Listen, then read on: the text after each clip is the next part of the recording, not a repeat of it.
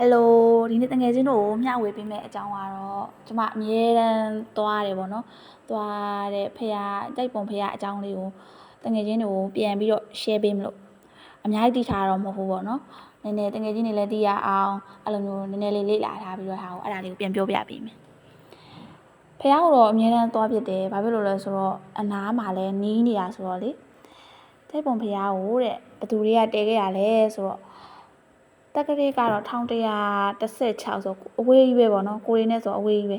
AD 954မှာတဲ့ပွန်ကျွေးရတကြီးတဲ့ဥရွှေကုန်းတဲ့ဒေါ်ရွှေရင်တို့ကနေပြီးတော့ဖះတဲရန်စတင်ပြီးတော့ကြံစီခဲ့တယ်တဲ့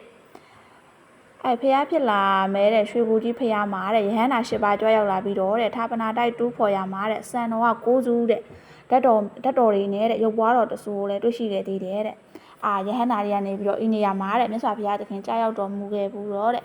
ဒေတာဖြစ်တဲ့အတွက်ကြောင့်မလို့တဲ့အားကြောင့်မလို့ဒေတာဖြစ်တယ်ဆိုတာကိုသူကရဟန္တာတွေကပြောလိုက်တယ်အားကြောင့်မလို့ဒီဇေဒီတော်တည်ထားဖို့အတွက်ညွှန်ကြားခဲ့တယ်တဲ့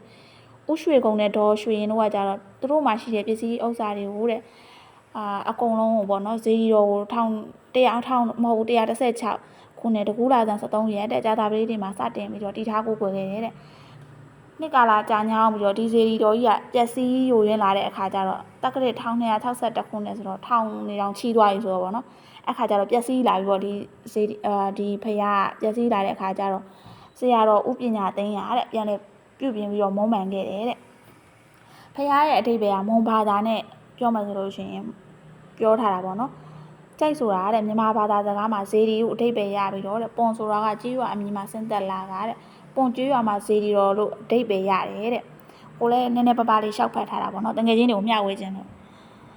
့အဲ့ဒီဖះမှာဆိုရင်လည်းကိုသွားတော့ဆိုလည်းတွေ့ပါတယ်ကြောက်စာကြီးတွေအကြီးကြီးတွေပဲလေအဲ့လိုမျိုးအဲ့ဒီဖះတဲတဲ့တမိုင်းကိုလည်းရေးထားတာရှိတယ်အများကြီးပဲတကယ်ချင်းတို့သွားလို့ရှိရင်လည်းဖတ်လို့ရတယ်ပွဲတော်ရက်ကအခုတစောင်းမုံလားပြင်းနေရနေစပြီးနောက်ပိုင်းဆိုလို့ရှိရင်လကွယ်နေ့အထိပွဲတော်ရက်ကျင်းပါတယ်တဲ့ကိုရီးယားတော့သွားမှာပွဲတော်သွားလို့ရှိရင်လည်းတကယ်ချင်းတို့ထပ်ပြီးတော့ share ပေးလိုက်အောင်မယ်အနာကနီးနေတော့ဆိုပွဲတော်မှာသွားပြီးမုံစားမယ်ချားတွေဟက်တွေပါလို့ရှင်သွားစီမယ်ဟဲ့အဝေးရလူတွေဆိုလို့ရှင်လည်းလာလို့ရတယ်တဲ့အဝေးရလူတွေလာမယ်ဆိုလို့ရှင်လည်းအဲ့ဒီရက်တွေဆိုလို့ရှင်ရန်ကုန်မန္တလေးရထားလမ်းကနေလာမယ်ဆိုလို့ရှင်လည်းပူရာမှာဆင်းရုံပဲပူရာမှာဆင်းပြီးသွားလို့ရှင်ကားလေးငှားပြီးတော့လာလိုက်လို့ရှင်ရတယ်ရန်ကုန်ကနေလာမယ်ဆိုလို့ရှင်တော့အဲ့လမ်းဖရားရဲ့ထိတ်မှာလည်းမဆင်းလို့ရသွားတယ်တကယ်ချင်းလို့လာလို့ရှင်အဆင်သင့်မယ်သူကအမြဲတမ်းအဲ့ဒီတစောင်းမုံလားပြင်းနေရပြီးတော့တဲ့ဇောင်းမုံလားကွယ်နေအထိကျင်းပတာဖြစ်တယ်အထူးရန်ကုန်မန္တလေးကားတွေမှာဆိုလို့ရှိရင်လည်းအထူးတင်ပေးတဲ့ဝန်ဆောင်မှုတွေတောင်ရှိရဲတဲ့အဲ့ဒီဖရားပွဲကြလို့ရှိရင်ကိုကလည်းဒီမြို့ကိုရောက်တာဆိုလို့ရှိရင်လာပိုင်းပဲရှိသေးပါဘောနော်အဲ့တော့ဘကုန်းမြို့မှာရှိရဲဖရားတွေအကြောင်းကိုလိုက်ပြီးတော့လေ့လာရင်လည်းအခုအနည်းဆုံးမှာရှိရဲဖရားအကြောင်းကိုပို့ပြီးတော့လေ့လာဖြစ်သွားတယ်ပေါ့ဖရားက၄ဘက်၄မျက်နှာကနေပြီးတော့အကုန်လုံးပူဇော်လို့ရတယ်အဲ့ဒါ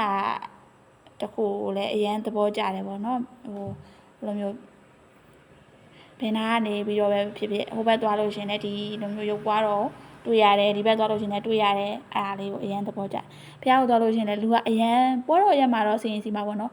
အခုလိုအချိန်မျိုးဆိုလို့ရှင်အမနဲ့ဆိုလို့ရှင်လည်းဖះကိုသွားမယ်ဆိုအေးချမ်းချမ်းလေးရှိရဲညနေဘက်သွားလို့ရှင်လည်းအေးချမ်းချမ်းရှိရဲလူအရန်မများဘူးပေါ့နော်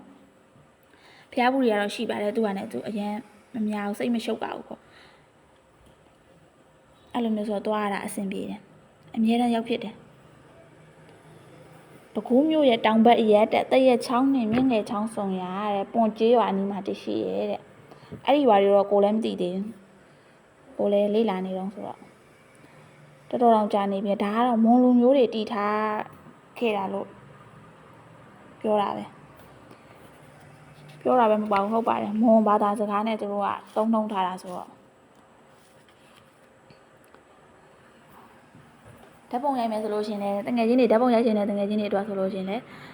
အဆင်ပြေတယ်အဲ့လိုမျိုးတစ်ပင်လေးတွေနဲ့အရေးကလေးတွေနဲ့တဲသီးပင်တွေလည်းရှိတယ်တဲသီးပင်ကအသီးတွေကဆိုလို့ရှင်လည်း12ရာသီလုံးလေသီးနဲ့ပြုတ်ခဲနာပဲအများကြီးပဲအရန်ကိုသဘောကျကြကောင်းတယ်အဲ့ဒီကိုသွားတိုင်းလေဘာလို့သဘောကျဆုံးလဲဆိုလို့ရှင်အဲ့တဲသီးတွေကိုကန်ကြည့်ရတာသဘောကျတယ်အဲ့တဲပင်ရဲ့အရွက်ကလေးတွေကပြီးတော့လေအဲ့လိုမျိုးအရေးရနေတဲ့ဟာလေးအောက်ကလေးမှာနေရတာကိုအရန်သဘောကျတဲသီးလေးတွေကတဲသီးဟာဘယ်လိုပြောရမလဲခရီးပါသီးနဲ့တူတယ်ပေါ့နော်ဒီအရက်ကိုရောက်မှပဲကိုလည်းတွေ့ဘူးတာအရင်တော့ကတော့မတွေ့ဘူးပေါ့နော် ဘယ်လိုပဲဖြစ်ဖြစ်ကိုယ့်ရဲ့စိတ်အေးချမ်းရာနေရာတစ်ခုပေါ့အဲ့ဒါကိုနှဖြစ်တာ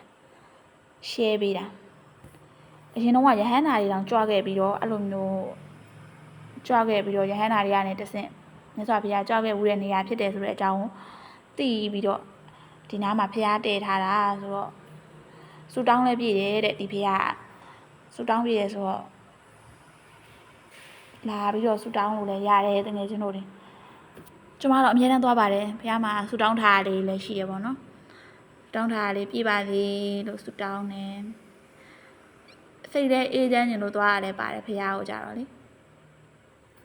ရွှေကူကြီးဖះမှာတဲ့ရဟန္တာ၈ပါးကြွရောက်လာပြီးတော့တည်ထားတာတဲ့